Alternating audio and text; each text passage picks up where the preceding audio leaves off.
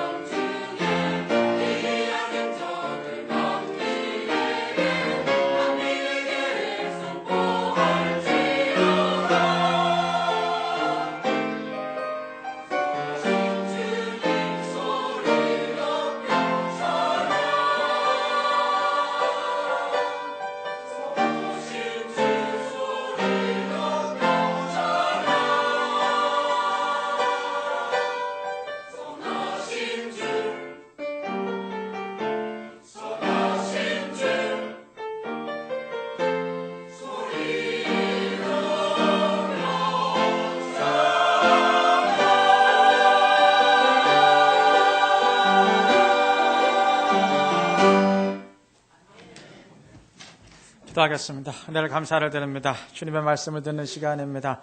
하나님께서 친히 말씀하여 주시옵소서. 목사가 말하지만 주님의 말씀이 되게 하시고 잘못 증거되는 말씀이 혹 있다면 주님이 자하여 주시고 오직 하나님의 음성만이 우리의 심령 가운데 우리의 삶 가운데 메아리치고 밝히 드러날 수 있도록 역사하여 주시옵소서. 말씀이 내 삶을 도구로 하여 성취될 수 있도록 성령께서 축복하여 주시옵소서. 예수님 이름으로 기도합니다. 어떤 사람이 어항 속의 금붕어를 보며 핀잔을 합니다. 하루 종일 이 녀석들 지켜봤는데 계속 어항 속을 왔다 갔다 세월만 보내고 있었어. 도대체 이놈들은 왜 사는지 모르겠어. 이 말을 들은 금붕어가 말합니다. 그래, 모르겠다면 가르쳐주지. 나는 내 인생에 주어진 공간에서 하루 종일 열심히 움직였어. 너는 한 번이라도 내 인생에 주어진 공간에 끝까지 가본 적이 있니? 내가 금붕어라면 하루 종일 어항 한쪽 구석에 쭈그리고 있는 거란 말이야. 나를 지켜볼 시간이 있으면 밖으로 나가라니까. 그리고 나처럼 움직여 보라니까. 삶을 빈둥거리는 사람이라면 금붕어를 통해서라도 배워야 할 일입니다. 인생은 곱셈과 같습니다.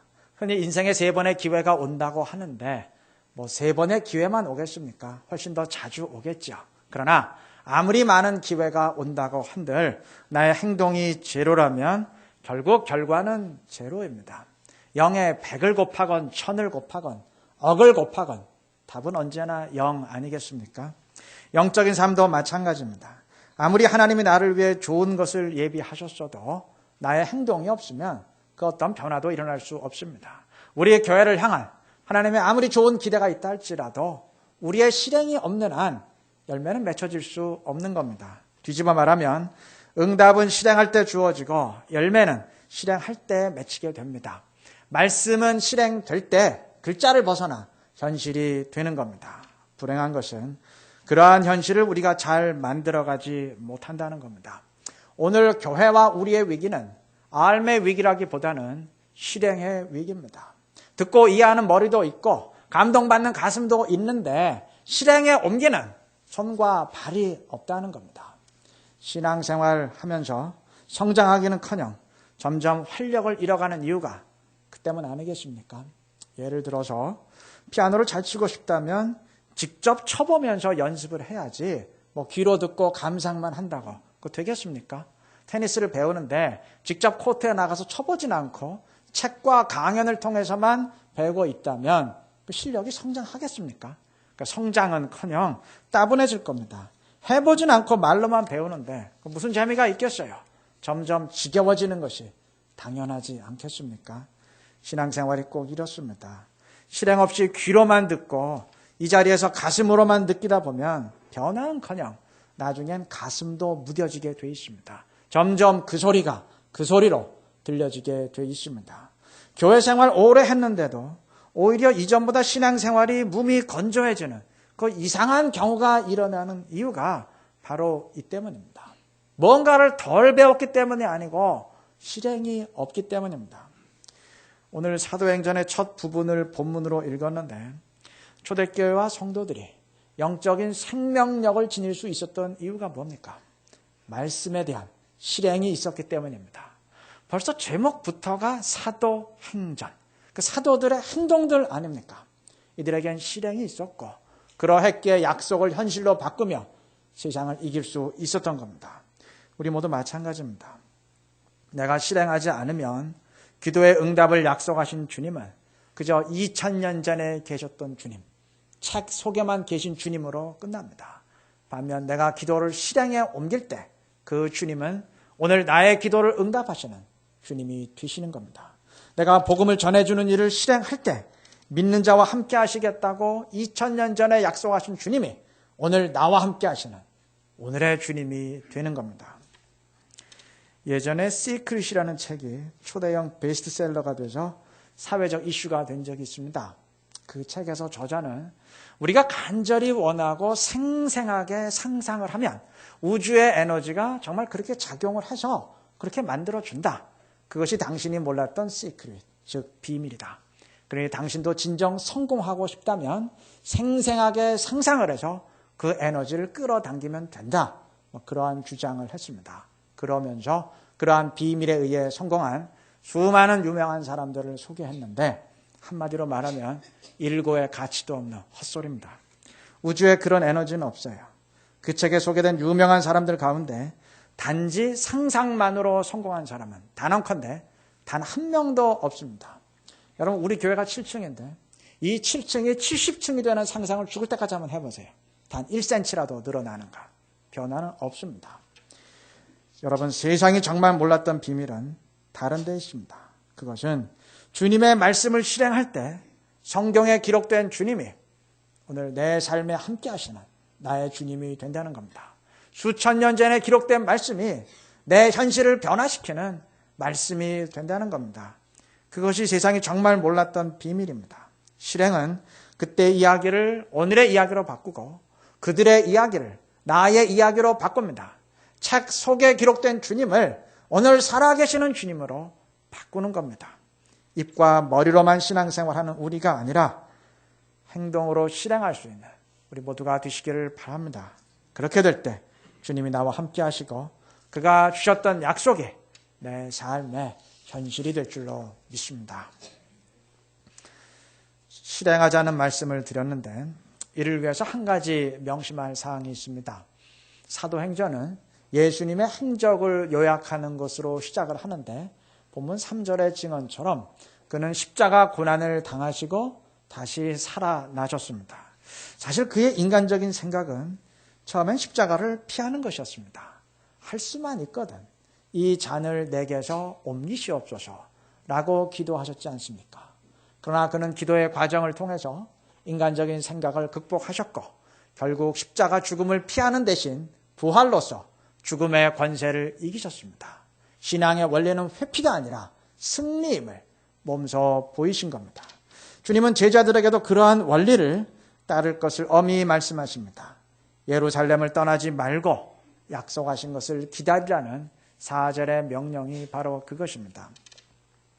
주님이 이 명령을 내리지 않았다면 아마 교회는 예루살렘이 아닌 갈릴리에서 시작이 되었을 겁니다.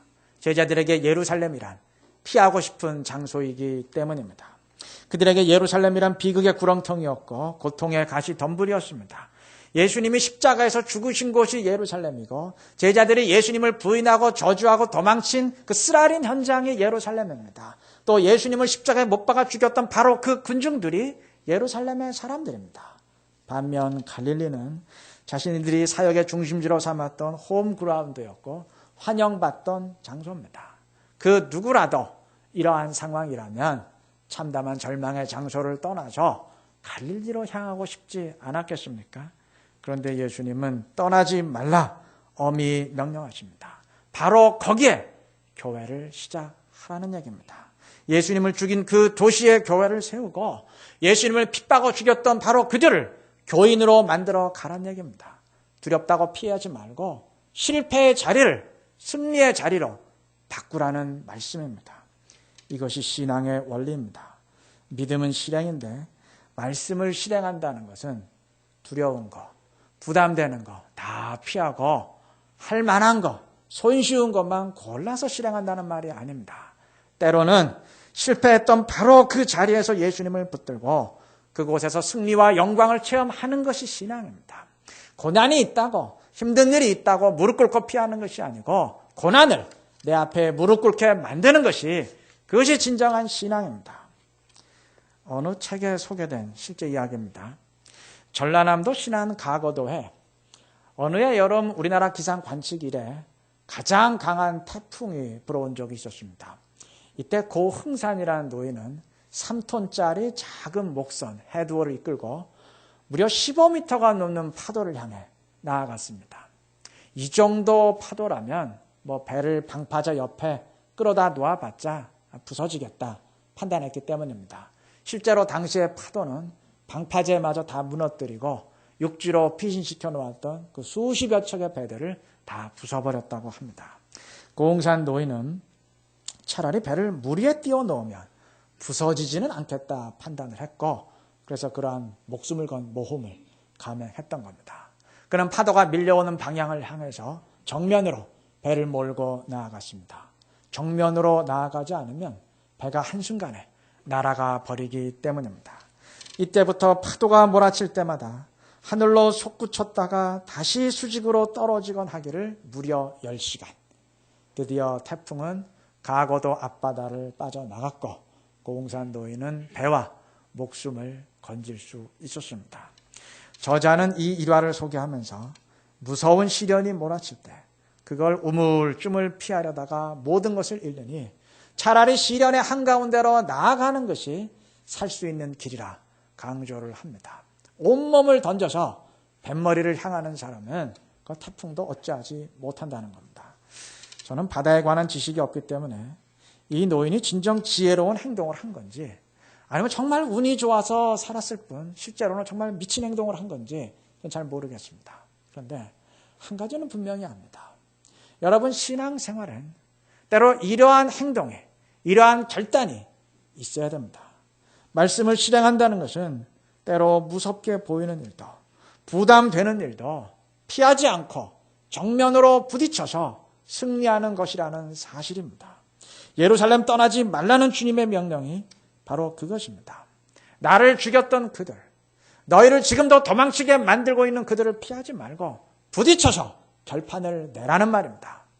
단 주님은 이렇게 무지막지한 명령만 내리시는 분이 아니고 승리를 책임져 주시는 분입니다. 주님은 다음 5절에서 약속하십니다. 너희는 몇 날이 못되어 성령으로 세례를 받으리라. 성령으로 충만케 하심으로 성령의 능력으로 즉 주님의 능력으로 이기게 하시겠다는 약속입니다. 이것이 영원토록 변함없는 영적 승리의 원리입니다. 신앙이란 성령과 함께 즉 주님과 함께 실행하고 이기는 겁니다. 혼자의 힘으로만 부딪히겠다는 것은 그건 믿음이 아니고 배짱입니다. 정신력이죠. 용기가 아니고 만용일 수 있습니다. 신앙이란 성령과 함께 주님과 함께 실행하는 겁니다. 주님은 처음부터 이 원리를 분명히 명하셨고 제자들은 이 원리대로 실행했습니다. 이들이 전심으로 기도하며 성령으로 충만하실 때 이들은 예루살렘을 피하는 대신 오히려 그 좌절의 장소를 영광의 장소로 만들었습니다. 그 유대 공회가 사도들을 체포했지만 이들은 성령과 함께하며 담대히 맞섬으로써 오히려 이전보다 더 큰 영적 승리를 거두었습니다. 그 뒤에도 아나니아와 삽비라 사건이나 구제 문제 등으로 내부적 위기가 찾아왔지만 더욱 성령과 함께하며 현실과 맞섬으로써 말씀이 흥왕하고 세력을 얻도록 만들었습니다. 여러분, 사도행전은 교회가 평탄한 고속도로를 달린 이야기가 결코 아닙니다. 힘든 상황, 피하고 싶은 상황이 닥쳐왔지만 피하지 않고 승리함으로써 더 크게 도약한 이야기입니다. 그리고 가장 중요한 것, 사도행전은 우리에게 감상하라고 주신 책이 아닙니다.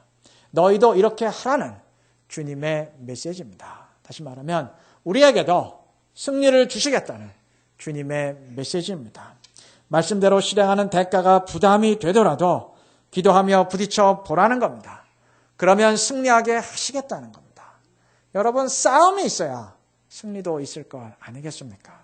주님이 명령하신 대로 성령과 함께하면서 담대히 실행할 수 있는 우리 모두가 되시기를 바랍니다. 그렇게 될 때 더 이상 핑계에 익숙한 우리가 아니라 승리에 익숙해지는 우리 모두가 될 줄로 믿습니다. 오늘 실행하자는 말씀을 드리고 있는데 물론 우리가 실행해야 되는 사명은 다양합니다. 그런데 그 가운데 주님은 하나를 집어서 오늘 본문에서 말씀하고 계십니다. 그것이 가장 중요하고 핵심적이기 때문입니다. 본문 8절의 내용입니다. 오직 성령이 너에게 임하시면 너희가 권능을 받고 예루살렘과 유대와 사마리아와 땅 끝까지 이르러 내 증인이 되리라.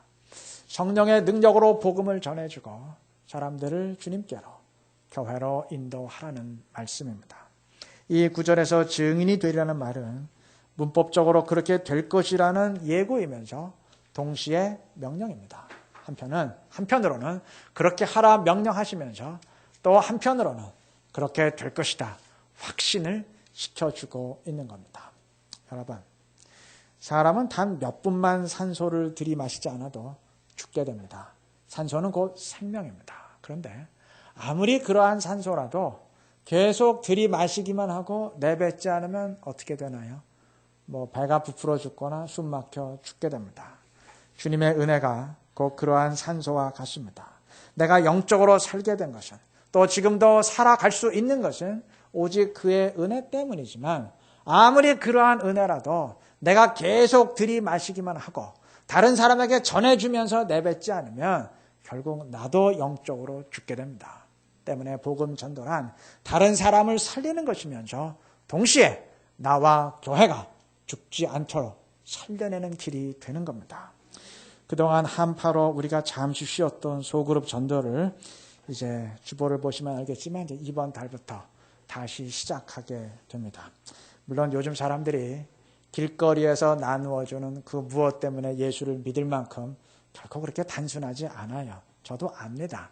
그럼에도 하는 이유는 제가 몇 번 이미 말씀드린 것 같은데, 물론 노방전도 자체로도 열매가 있지만 혹 그렇지 못하다 할지라도 이를 통해서 우리의 의식을 일깨우자는 겁니다. 그래서 평소에 나의 삶에서 나와 관계된 사람들, 또 나와 친분이 있는 사람들에게 기회가 되는 대로 주님을 소개하고 교회로 인도하자는 겁니다.